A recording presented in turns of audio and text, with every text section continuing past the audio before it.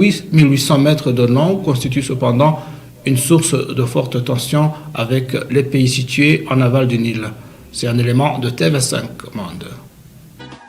Une inauguration en grande pompe, avec pour dévoiler la plaque les présidents kenyans et djiboutiens.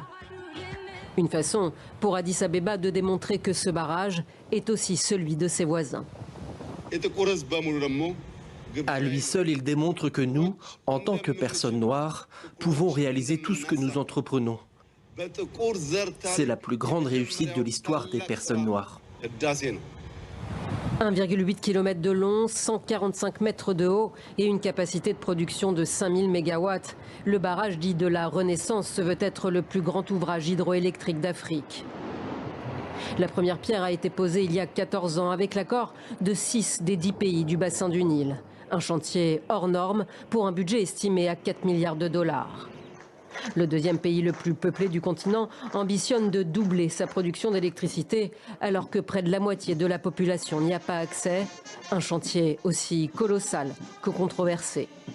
L'Égypte, qui dépend à 97% du Nil pour ses besoins en eau, y voit une menace existentielle pour son approvisionnement.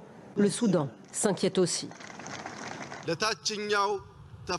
À nos frères en aval, à nos frères soudanais, à nos frères égyptiens qui s'inquiètent, l'Éthiopie a construit le barrage de la Renaissance pour prospérer et éclairer la région et non pour nuire à ses frères.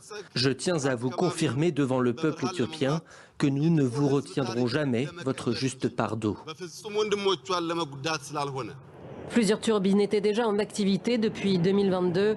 Avec son grand barrage, l'Éthiopie ambitionne également de devenir le premier exportateur d'électricité d'Afrique. De son côté, le Caire dénonce dans une lettre adressée ce mardi au Conseil de sécurité de l'ONU une décision unilatérale qui viole le droit international. Pour terminer, parlons de 7 Chinois condamnés